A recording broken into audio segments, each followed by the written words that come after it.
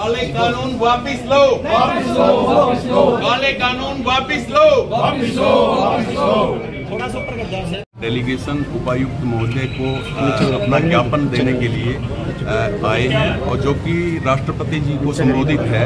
हमारा सरकार से राष्ट्रपति जी से ये निवेदन है कि जो 3 नए कानून सरकार लेके आई है उनको वापस ले और जो पहले के कानून हैं आईपीसी, सीआरपीसी और एविडेंस एक्ट उसको लागू रखे, क्योंकि इन कानूनों में खामियां हैं और ऐसी खामियां हैं जिसमें कि न्यायपालिका की पावर्स को कम कर दिया गया है और पुलिस की पावर्स को बढ़ा दिया गया है, जिससे भ्रष्टाचार बढ़ेगा और जो सरकार का और डिक्टेटरशिप वाला रवैया है उसमें जो लोकतंत्र में आम जनमानस सुरक्षित महसूस नहीं कर पाएगा।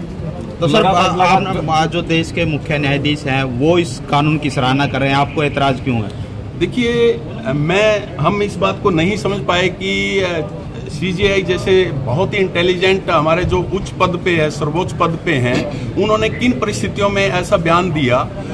देखिए, मुझे नहीं पता कि हो सकता है उनको भी राज्यसभा में जाना हो। हमारे एक सीजेआई जो है वो राज्यसभा में गए थे, मिस्टर गोगोई, तो हो सकता है इन रिटायरमेंट के बाद इनको भी कोई सरकार के प्रलोभन में हो, ऐसा हमारा मानना है। कोई ना कोई दबाव या किसी उसमें लगता है, जबकि हमें उनसे ऐसी अपेक्षा नहीं थी, बट उन्होंने ऐसा बयान दिया, उनसे हमें अपेक्षा नहीं थी ऐसे बयान की। जैसे आईपीसी 1860 की है, 2024 में बदलाव लागू होने का कानून, क्या इसमें शक्तियाँ जो आप कह रहे हैं, जो पुलिस की पावर बढ़ा गई है, किस प्रकार की जो धाराएं हैं, जैसे एक 2 एग्जाम्पल बता दीजिए, आपको लगता है पुलिस की धाराएं इस प्रकार बढ़ाई गई हैं? देखिए, ये सब मैं डिटेल में आपको बता दूंगा अकेले में, बट जिस तरीके से प्रावधान है पुलिस हिरासत बढ़ाने का, 90 दिन के तक भी जो है पुलिस कस्टडी में रख सकते हैं। पहले 14 या 15 दिन तक जो है कस्टडी में पुलिस रिमांड पे ले सकते थे।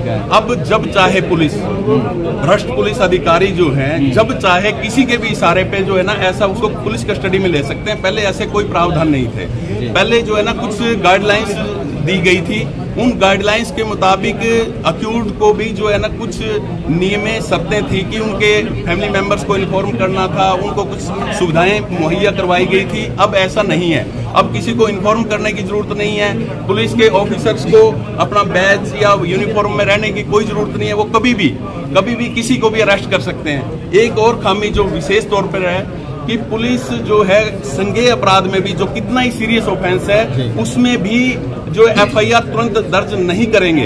ऐसा प्रावधान दिया है कि उनमें जांच बैठाई जाएगी, जांच करेंगे, इंक्वायरी करेंगे। हमारे सीनियर एडवोकेट्स यहाँ पे उपस्थित हैं, सभी ने उसको अध्ययन किया, कानूनों को पढ़ा, पहले वाले कानून और अब में, उनमें हमने तुलना करी और पाया कि ये कानून जो है लोकतंत्र में, डेमोक्रेसी में आम जन के लिए सेफ नहीं है, सुरक्षित नहीं है आम जनमानस। वजह से प्रैक्टिस कर रहे हैं जो वकील इतने सालों से, अचानक कानूनों में तब्दील कर दिया गया है, धाराएं बदल दी गई हैं, कितना इफेक्ट पड़ने वाला है? देखिए, ये कानून कब बनाए? विपक्ष के 146 सांसदों को निलंबित करके पार्लियामेंट से बाहर घसीटकर उनकी अब्सेंस में ये कानून बनाए गए। ना कोई चर्चा की गई, ना कोई किसी पे विचार विमर्श किया गया, ना किसी लीडर ऑफ अपोजिशन को विश्वास में लिया गया। बिना बहस के, बिना चर्चा के देशवासियों के साथ एक धोखा किया सरकार ने। हमें सरकार से जो है ये मांग करते हैं कि इन 3 जो कानून हैं, ये जो फिर से 3 कानून लेके आए, जो पहले कृषि कानून लेके आए थे उनको वापस लिया, अब जो है अब फिर 3 कानून ये जो है बिना बहस के, बिना किसी उसके जो है एकदम से जो है लागू कर दिए 1 जुलाई से। उसका हम विरोध करने के लिए यहाँ सभी एडवोकेट्स जो हैं आए हैं और जो है आपसे भी ये कि आप जनमानस को बताएं कि ये जो कानून हैं ये जन विरोधी हैं, जनहित में नहीं है। जो 3 नए कानून बनाए गए हैं, आज आप डीसी के पास पहुंचे हैं, आपको लगता है संसद इन कानून को दोबारा वापसी लेगी? देखिए, हमारा काम है विरोध करना, प्रोटेस्ट करना, और सरकार क्या करती है क्या नहीं करती है हम जरूर अपनी कोशिश करेंगे। सड़कों पे आएंगे, अपनी बार काउंसिल को हम जो है अप्रोच करेंगे, बार काउंसिल ऑफ इंडिया को करेंगे, और जो भी हमारे से बन पाएगा हम हमारे जो सीनियर स्टेट के लीडर्स हैं और जो ऑल इंडिया के लीडर्स हैं उनसे डिस्कस करके, उनसे सलाह मशवरा करके हम आगे की रूपरेखा बनाएंगे। तो हरियाणा में और जगह भी प्रोटेस्ट करेगी जिला बार एसोसिएशन? देखिए, पूरे हिंदुस्तान में, वेस्ट बंगाल में, पंजाब में, दिल्ली में, मध्य प्रदेश में, यूपी में, बहुत सारे स्टेट्स में जो है एजिटेशन चल रहा है। आज कई जगह पे वर्क सस्पेंड भी है और हम सिर्फ ज्ञापन देने के लिए आए हैं पहले, और उसके बाद आगे की रूपरेखा हम सीनियर लीडर्स से डिस्कस करके करेंगे। जी, आप भी बता दीजिए, आप सीनियर एडवोकेट भी हैं, तो आज जिस तरह के 3 नए कानून है, जो नए अपराधी कानून आए हैं क्रिमिनल, तो क्या कहना चाहेंगे? वापसी की मांग कर रहे हैं, कितना जो वकील है जो प्रैक्टिस कर रहे हैं, कितना इफेक्ट पड़ रहा है कानून से? जो प्रैक्टिस करने वाले वकील हैं और आम जन, जज साहब हैं, सभी को इनसे परेशानी होती है जी, क्योंकि जो पहले जो सेक्शन थे वो सभी को टिप्स पे थे, जुबानी याद थे, और उसमें जो कुछ बदलाव भी किया गया वो भी मेरा ख्याल है जनहित के विरुद्ध है, आम वकीलों के विरुद्ध है और एक परेशानी पैदा करने वाला है।